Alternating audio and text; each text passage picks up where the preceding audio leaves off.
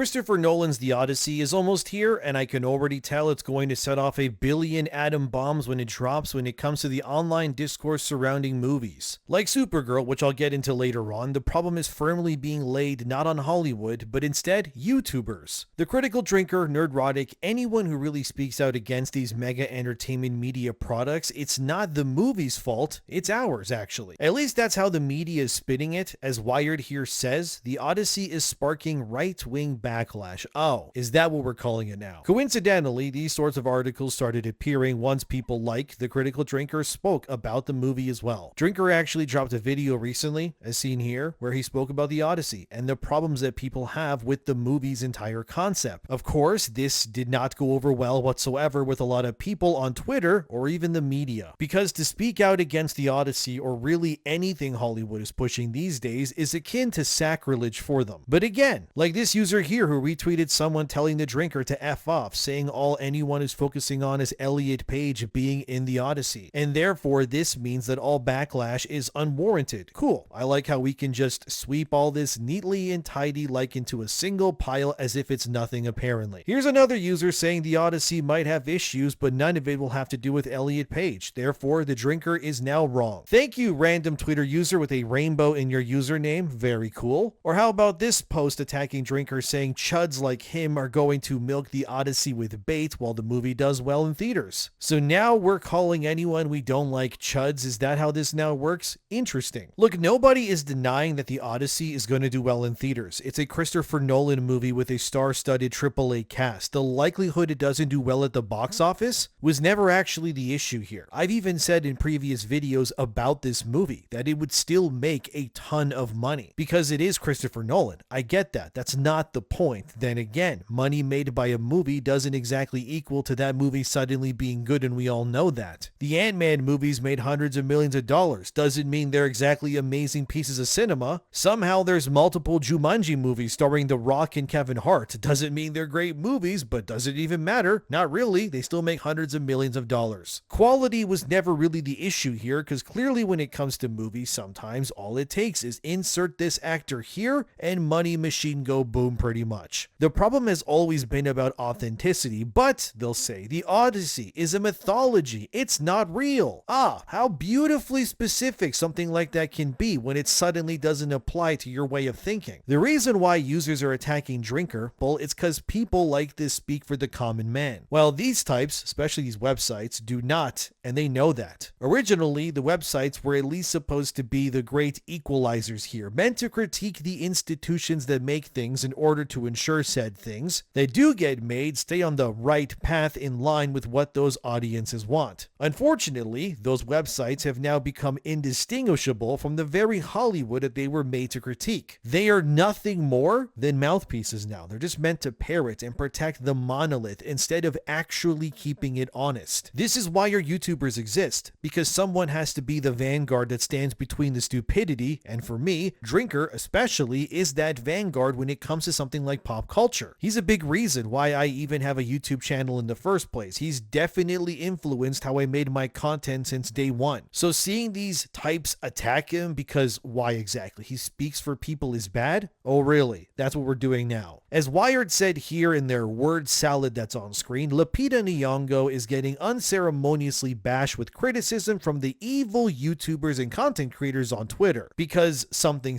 The Odyssey should represent everyone equally apparently. But like Drinker said in his video, all those types are hating on, he brings up the fact that conveniently this level of backpedaling and protection only happens when stories that originated from white European countries are suddenly transformed into these modern day slot machines instead. We never see stories from Africa or really any other part of the world getting the modern audience diversity quota chain splashed all over them. It is only ever the European ones because it's by design. Like for example, when it came to British royalty such as Anne Boleyn, all I have to do is flash this photo here on screen with various versions of Anne Boleyn's story that has been told already, and you can immediately tell which one of these depictions was done by Netflix. Gee, I wonder which one it is. Oh right, it's this Anne Boleyn here, where it's an actress who looks about as much like Anne Boleyn that I look like Lupita Nyong'o myself. You see, this sort of nonsense is everywhere, and again, it's only ever in one direction, and we know allow it. For example, as seen here, you have Himesh Patel. He's an Indian actor. He's also playing the right-hand man to Matt Damon's Odysseus in the movie because that makes sense. No, it's fine. There's absolutely been Greek people named Himesh Patel, guys. Come on, what are you doing? You're being problematic? What, you wanted proper, authentic portrayals? In a movie written by white people? What are you, crazy? You sound like Elon Musk now. And we have to not like Elon because, well, that's what the media tells us to do because, well, we don't know why exactly. But we need to be outraged because that's what the media wants us to be. We both know if Hollywood took an Indian story in mythology and made it into a big movie, that cast would 100% be Indian actors only. The same if Hollywood made a story about African mythology. They would assemble every prominent black actor like they were the Black Avengers to star in that movie if it got made too. But the Odyssey is Greek and Greece is in the Mediterranean, so we can bend the rules a bit because white culture doesn't exist anyways, right guys? And if you disagree, we're gonna throw you in the gulag until you do agree. Again, why is Lupita playing Helen of Troy? That's like casting Matt Damon as Martin Luther King. It's just stupid to see. History and geographical location should matter when it comes to who plays who, because if they don't, then nothing matters. It's all then just nonsense. The Odyssey, as a movie, for me anyways, feels like it's something that would be fine if it was a high school play with a bunch of theater kids that had to do it to get a passing grade with this kind of casting. But when you have hundreds of millions of dollars behind you and literally anyone you could get for this movie, there's just no excuse. This movie is about as Greek as I am a woman, which is, well, not at all, because last time I checked, I don't have the facilities to be a woman, so it checks out. But maybe I'm just being a grifter,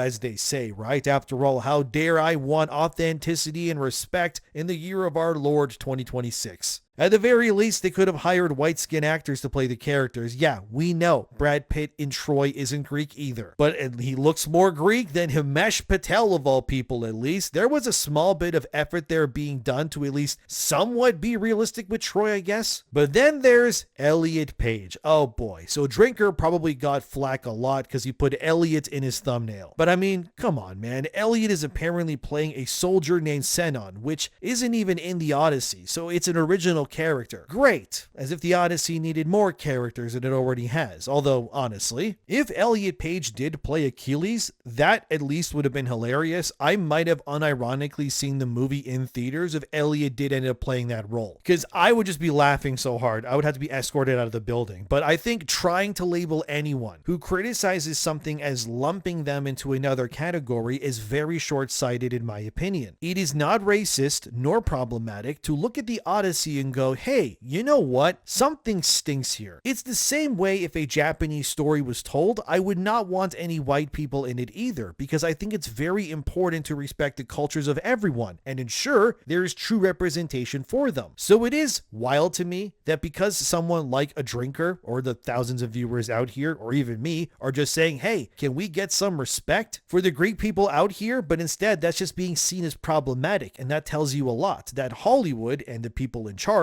they don't care about mutual respect. It's in fact something that they look down on, which I think is kind of sad to see, honestly. As seen here, the dislike ratio on the Odyssey's trailer is monolithic at this point. That's putting it lightly, okay? It's at an 86 dislike ratio to likes. That's not good. They're gonna say that the trolls are doing this, but I don't think so. I think people are sick of not being treated with basic levels of respect. And I feel for the Greek users out here because you guys deserve far better than you're getting from Hollywood these days. I mean, the Greeks have given so much to the world that we benefit from even to like right now. Their forward-thinking accomplishments with math, science, philosophy, or architecture, just to name a few of the wonders Greeks have given the world, cannot be understated. We as a world would not be where we are today operating at the level we can without the fundamental building blocks and ideas that the Greek people and their history gave to our world. That is just a fact. You can't even deny that. So to treat them like they don't matter in stories from their own country while benefiting from the things they gave us all to better the world just feels wrong to me. I don't believe that Nolan Nolan just didn't see that or knew it. He must have. There's no other way. A bit of respect, as they say, goes a long way. I know there's people online who will say, I'm some right-wing grifter for saying these things. But to me, that just shows they don't really watch my content. All I've ever done is stand up for others, even if it meant me getting backlash online too. Because I know that it's important to do so. The Greek people are not some throwaway group. We should have immeasurable respect and gratitude for what they've done. But when I look at the Odyssey, all I see is Hollywood laid bare for what it is. A solid, ill-mannered pile of miserable nonsense, okay? Masquerading its relevance behind convenient ideological shields that are made only to protect their moronic and deplorable misuse of stories they had no hand in writing themselves. So attacking someone like Drinker for his video about the Odyssey, it feels ill-mannered because nowhere even in his video that these users were responding to was Drinker even a little condescending towards any one group. He even says in his video at one point that he has absolutely no problem with Elliot Page's new name nor status, and he wishes only for Elliot to live a life that they're proud of. How exactly could someone who's a right-wing grifter apparently be someone who thinks and believes that all people have a right to exist? This is what I'm talking about. If you listen to just the media out here, you would think that every YouTuber is just wearing the SS uniform 24/7, yelling some sort of rhetoric online, but they're really not. I think the reality is the Hollywood machine conveniently uses the label of right-wing grifter because that is how they can easily personify and encapsulate anyone they can't rightfully debate in good faith without losing the plot themselves. So it's easier to just say they are this thing that we don't like, and immediately the drones who are indoctrinated to the modern zeitgeist will hear those words, and then like the Winter Soldier in Civil War, they get activated by hearing the words said out loud. Oh, we don't hate the Critical Drinker or the YouTubers. You should. They're right-wing grifters. Oh, okay, yeah, we hate these guys now. Because you said the word, we were told to lash out at immediately, no matter the specifics or the nuance in which it's being used. Great job, Hollywood. You successfully created entire demographics of people who just can't think for themselves. I mean, when it comes to keeping yourself funded and butts in seats, I guess that's one way of doing it. But for a Hollywood that complains that people don't have the attention spans of before or the ability to see movies in a more constructive sense, they sure are doing their best to make everything less than what it used to be. Like, even go on Twitter and look up any opinion on the movie Obsession right now. You'll swear that movie is like the first film that a lot of film Twitter had to actually engage with on a mental level for the first time in their lives based on their takes. But attacking YouTubers does nothing. We aren't the ones making the decisions here. But thanks to social media, people can point out how ridiculous things look, like this post here, for example, where we can see the oversized, definitely not fitted costume design of the Odyssey and how ridiculous it looks the further that you stare at it. I already know someone like Metatron is going to look at that helmet design and lose his mind for all the right reasons. Because how did that helmet make it past the production line? But it doesn't matter, does it? It's a movie. It's not real. There's a Cyclops in the story, so who cares? Yes. Let's keep that same energy for the next modern audience slop fest coming out of Hollywood. Surely, the more that we just,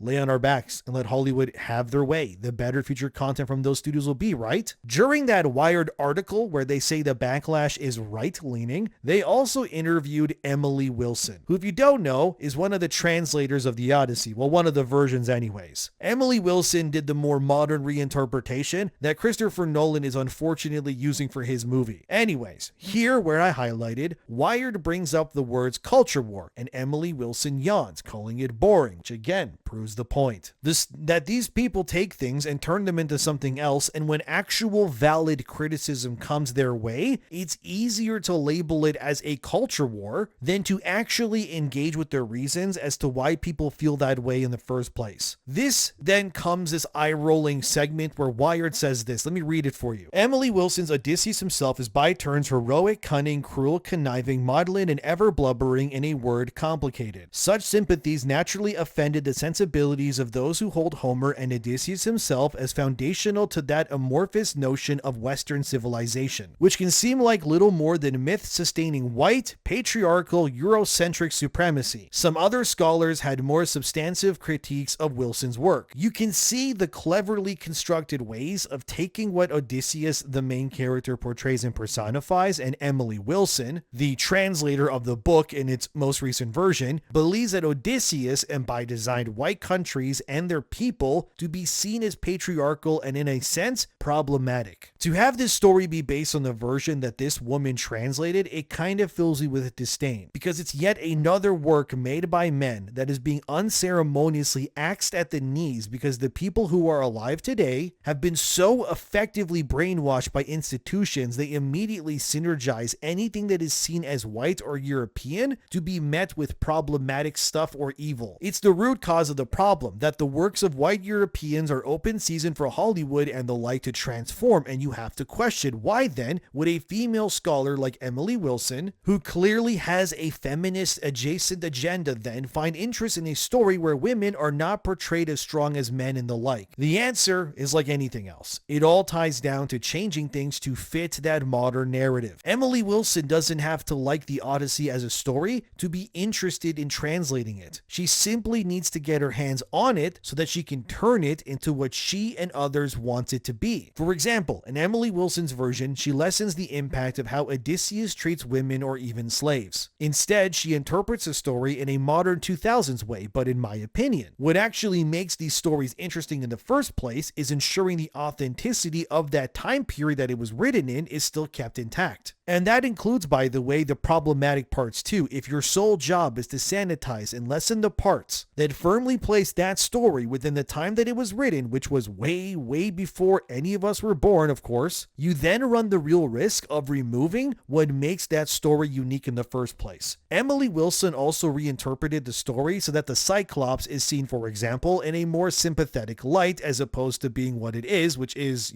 a monster. This is another common feminist tactic where feminists will oftentimes side with the adversaries of the very men who are protecting them in their own best intentions. It's why many things from books, games to movies have been ruined the way that they have, because this feminism-like way of thinking has permeated throughout it all. Villains can't be villains. They are just misunderstood. But it's more so a pathetic excuse, in my opinion, for empathy when it is really not needed. There should not be empathy for the enemy, because once you do that, they've already won, because they surely won't share those same feelings with you. This then just creates a weakened mental state for anyone who reads something like this in the first place. The very translations are actively working against you to defeat your instincts and turn you into a docile and more compliant reader than you were before you read it. But of course, Wired likes what Emily did because it firmly takes the Odyssey, again written by men, and translates it into a liberal feminist-sided version that strips the original of nuance and paints villains as misunderstood, which is something only a female writer could do and think that it's a good thing. But if I say this out loud, which I have obviously, I will likely be seen as a misogynist for saying such things, but tell me, why is it not problematic for a scholar like Emily Wilson to fundamentally change the meaning of such a storied work? But it is problematic for me to point out that her version strips the original text of its intended meaning and impact, because to do so means that people are only willing to view this work in one way, which they deem is the correct way, but let's just call it what it really is. All you're really doing is agreeing with the side because you want to be seen as politically correct over having an opinion that is wholly yours and yours alone. This is why stories like this should not be translated into modern times. It ruins them by robbing them of their unique language and structure, so that someone with a septum piercing can read it and understand and think they suddenly know better than they actually do. But the fact that these websites like Wired believe the issue here is not Emily Wilson's translation, which strips the Odyssey of its unique identity, but instead someone like Critical Drinker, Nerdrotic, or any other YouTuber tells you everything. The point is that these institutions want the ability to change and enforce whatever they want to do, while not being actively challenged by those around them, and that is why they're angry. They're angry that they can't silence the Critical Drinker or anyone else. They wish they could, but they can't. Even Wired admits, as I highlighted here, that Wilson's version can be viewed as pro-feminist and anti-masculine in nature. But to Wired, that's a necessary change, because the original work was created in a society obviously completely different from the one that we live in now. And Wired proves my point by pointing this out themselves of their own free will, that this is not about retaining the original identity of the work that Homer did, but to change it to fit it into a 2020 onward version that represents the ideals these people believe should be the new standard. It's quite literally trying to fit a square peg in a round hole, and they're too stupid and oblivious to realize they undid their own article by pointing this out themselves. That's why they hate YouTubers. Because I, unlike Wired, I can sit here and tell you this without some news editor breathing down my neck because I don't answer to them. This is blatant nonsense being pushed by publications to use buzzwords to activate their viewer base into outrage. Listen to how I've spoken this whole time. Do I sound angry to you? No, I am more so disappointed and rolling my eyes at how delusional these types truly are, because they really can't see their own blatant inconsistencies even if you circled them in red and pointed directly at them. The Critical Drinker or any other YouTuber is not to blame for the Odyssey's backlash. The Odyssey's state in the cultural zeitgeist is wholly on the shoulders of Christopher Nolan, allowing his film to be anchored on a translated version of a Greek epic that was done by a woman who so evidently hates everything that the story represents. And Nolan is playing directly into the hands of the very people who want nothing more than for people like him unironically to disappear, simply because Nolan is also white and European himself if he forgot, and whether he realizes this or not, it's evidently obvious to anyone with a functioning brain who can recognize basic patterns like this. This is all a shift in the audience in Hollywood, and they're mad that we're noticing it. These types are not asking themselves on how to make good media. They just want to find ways to make things to convince us that we're wrong about something. This is why Hollywood these days feels as though they're talking to themselves when they make these things, instead of it being made for the people who actually buy the tickets. Okay, let's end this with Supergirl to prove a point, and then we're going to end with the Odyssey. In a lot of ways too, Supergirl is exactly cut from the same cloth as the Odyssey. The only difference is Supergirl was rejected by everyone because it wasn't a well-made movie, and nothing about it was memorable or worth seeing in theaters. But like the Odyssey, the Supergirl movie felt more like it was made for James Gunn than the audience first, and it feels as though Supergirl personified that James Gunn and people like him do not trust the audience anymore. These movies do not speak for themselves. They are nothing more than echoes the directors themselves just want to hear. The Odyssey was always about perseverance and sacrifice, right? It's literally one of the foundational works of Western literature, if you didn't know. And the reason why this backlash surrounding it is so severe is pretty simple. The Odyssey is not some intellectual property. It is instead seen as cultural history. And by modernizing it and changing it as they did, they're losing what made that story so important to the Western mindset in the first place. Someone like a drinker, nerdrotic, whoever you want, didn't just randomly blow up. They filled a vacuum that was left behind by Access Hollywood. The media is not representing the people who go out to see these movies clearly. So when a blockbuster movie disappoints them, they want to see critics that acknowledge that experience. Instead, they often feel they were being told their concerns were exaggerated or misunderstood, or whatever you're feeling is rooted in something other than the film itself. That is why independent voices are growing the way that they are. Because unlike the media, these independent voices are fans of the same things that people are watching too. So they're not talking from a corporate mandated viewpoint, but one that is far more built on like authenticity than whatever Wired or the Hollywood Reporter could offer. The very fact we call them access media in the first place is the telling truth here. The audience isn't asking for perfection, but they're just asking for something the media and Hollywood refuses to give, which is respect. And that goes beyond just the audience, but the source material. All of it needs respect. And when we look at the Odyssey, it becomes clear. This is not respect. This is disdain and punching down from the highest of ivory towers there is. Hollywood just keeps fighting the wrong battle, in my opinion. They seem more interested in winning online arguments than actually winning back audiences to me. They aren't asking why people aren't excited. They're instead wondering, how do we respond to and keep the critics happy, as an Access Hollywood specifically? But you do not rebuild trust by arguing with your customers. You rebuild trust by making something they genuinely love. Maybe that's the biggest lesson in all of this. The battle isn't really between Hollywood and YouTubers or between the critics and the fans. It's all about credibility. The audience has more choices than ever before, more places to get information, so Hollywood can dismiss these voices. Make entertainment that criticizes or ostracizes the paying customer, and studios can pretend none of this matters, but the numbers will suggest otherwise. And this divide is only going to get bigger because audiences don't want to be told what they should think. They want stories worth caring about, and perhaps most importantly, they want to feel like the people making those stories actually really care about them too, and right now, it's not the case. So attack the critical drinker, or whoever you want, Hollywood. It's not a good idea, because when you attack someone like that, you may view it as bringing the thunder down on a single man, but when that single man is largely the living embodiment of the very audience that keeps you alive, any attack against drinker, neurotic, whoever is an attack on every viewer you need to keep your lights on in the future. So, the ball's in your court. Let's hope you still remember how to score, but let me know what you think. Thanks for being here. Subscribe if you'd like to. The Odyssey will do well either way, but since when has quality mattered to Hollywood box office performance? The more interesting conversation will be what happens after the Odyssey releases, and I don't think Hollywood will be ready for that conversation, will they?